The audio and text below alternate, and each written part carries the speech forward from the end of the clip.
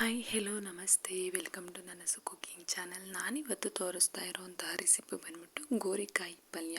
ಇದು ನನ್ನ own recipe ಅಂತಲೇ ಹೇಳ್ಬೋದು. ಇದು ನಾನೇ ಸ್ವಂತವಾಗಿ ಕಲ್ತು ಮಾಡಿರೋವಂಥ ರೆಸಿಪಿ. ತುಂಬಾ ಟೇಸ್ಟಿಯಾಗಿರುತ್ತೆ. ಇದು ರೊಟ್ಟಿ ಜೊತೆಗೆ, ಚಪಾತಿ ಜೊತೆಗೆ ಮತ್ತು ದೋಸೆ ಜೊತೆಗೆ ಒಳ್ಳೆ ಕಾಂಬಿನೇಷನ್ ಆಗಿರುತ್ತೆ. ಮತ್ತು ಗೋರಿಕಾಯಿ ಸಹ ಅಷ್ಟೇ ಹೆಲ್ತಿಗೆ ತುಂಬಾ ಒಳ್ಳೆಯದು ಅಂತಲೇ ಹೇಳ್ಬೋದು. ಇದು ತುಂಬ ಟೇಸ್ಟಿಯಾಗಿರೋ ಒಂದು ರೆಸಿಪಿ. ಇದು ತೋರಿಸೋದಕ್ಕಿಂತ ಮುಂಚೆ ಪ್ಲೀಸ್ ಚಾನಲ್ನ ಸಬ್ಸ್ಕ್ರೈಬ್ ಮಾಡ್ಕೊಂಡು ಪೂರ್ತಿಯಾಗಿ ವಿಡಿಯೋಸ್ನ ನೋಡಿ. ವಿಡಿಯೋ ಇಷ್ಟ ಆದರೆ ಲೈಕ್ ಮಾಡಿ, ಶೇರ್ ಮಾಡಿ, ಕಮೆಂಟ್ ಮಾಡಿ. ಮತ್ತು ಇವಾಗ ಇಂಗ್ರೀಡಿಯೆಂಟ್ಸ್ನ ನೋಡ್ತಾ ಹೋಗೋಣ. ಮೊದಲನೇದಾಗಿ ಗೋರಿಕಾಯಿಯನ್ನು ತಗೊಂಡಿದ್ದೀನಿ. ಮತ್ತು ಒಗ್ಗರಣೆಗೆ ಈರುಳ್ಳಿ, ಟೊಮೊಟೊ ಮತ್ತು ಕರಿಬೇವಿನ ಸೊಪ್ಪು, ಕೊತ್ತಂಬರಿ ಸೊಪ್ಪು ತಗೊಂಡಿದ್ದೀನಿ. ಒಗ್ಗರಣೆಗೆ ಸಾಸಿವೆ ಮತ್ತು ಒಗ್ಗರಣೆಗೆ ಎಣ್ಣೆಯನ್ನು ತಗೊಂಡಿದ್ದೀನಿ. ನೆಕ್ಸ್ಟು ನಾನಿಲ್ಲಿ ಪೌಡರ್ಗಳನ್ನು ತಗೊಂಡಿದ್ದೀನಿ. ಸಾಂಬಾರು ಪೌಡರ್, ಧನಿಯಾ ಪೌಡರ್ ಮತ್ತು ಅರಿಶಿನ ಪುಡಿಯನ್ನು ತಗೊಂಡಿದ್ದೀನಿ. ನೆಕ್ಸ್ಟು ಫ್ರೈ ಮಾಡಿ ಇಟ್ಕೊಂಡಿದ್ದ ಕಡಲೆ ಬೀಜನ ಗ್ರೈಂಡ್ ಮಾಡ್ಕೊಂಡಿದ್ದೀನಿ. ಮತ್ತು ತೆಂಗಿನಕಾಯಿ, ರುಚಿಗೆ ತಕ್ಕಷ್ಟು ಉಪ್ಪು. ಇವಾಗ ಮೊದಲನೇದಾಗಿ ಒಂದು ಕುಕ್ಕರನ್ನು ಬಿಸಿಗಿಟ್ಟು ಎಣ್ಣೆಯನ್ನು ಹಾಕ್ಕೊಬೇಕು.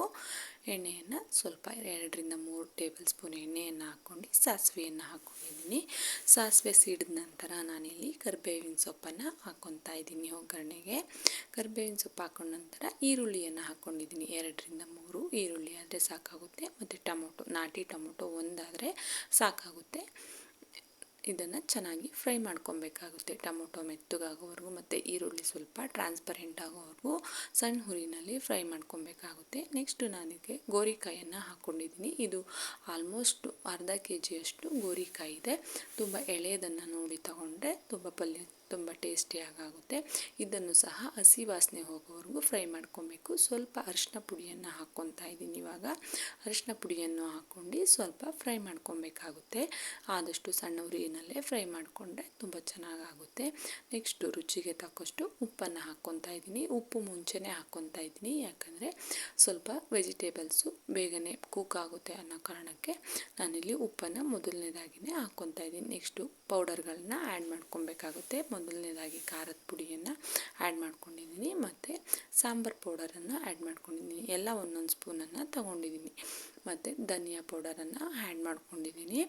ಇದಿಷ್ಟನ್ನು ಸೇರಿಸಿ ಫ್ರೈ ಮಾಡ್ಕೊಬೇಕಾಗುತ್ತೆ. ಸ್ವಲ್ಪ ಕೈ ಆಡಿಸ್ಕೊಬೇಕಾಗುತ್ತೆ. ನೋಡ್ತಾ ಇರ್ಬೋದು. ಇವಾಗ ಸಣ್ಣ ಉರಿನಲ್ಲೇ ಕೈ ಆಡಿಸ್ಕೊಬೇಕಾಗುತ್ತೆ. ಜಾಸ್ತಿ ಉರಿ ಮಾಡಿದ್ರೆ ಸೀದು ಹೋಗೋವಂಥ ಚಾನ್ಸಸ್ ಇರುತ್ತೆ. ಮತ್ತು ನಿಮಗೆ ಗ್ರೇವಿ ಕನ್ಸಿಸ್ಟೆನ್ಸಿಯನ್ನು ನೋಡ್ಕೊಂಡು ನೀರನ್ನು ಹಾಕ್ಕೊಬೇಕಾಗುತ್ತೆ.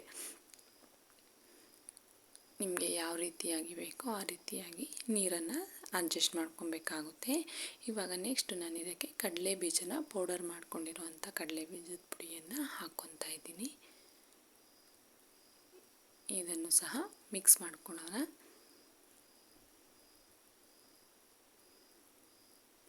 ಇದಕ್ಕೆ ಮೇನ್ ಬಂದು ಟೇಸ್ಟ್ ಬಂದು ಅದೇ ಕಡಲೆ ಬೀಜದ ಪೌಡರೇ ಟೇಸ್ಟು. ನೆಕ್ಸ್ಟು ಕಾಯಿ ತುರಿಯನ್ನು ಹಾಕ್ಕೊಂಡಿದ್ದೀನಿ.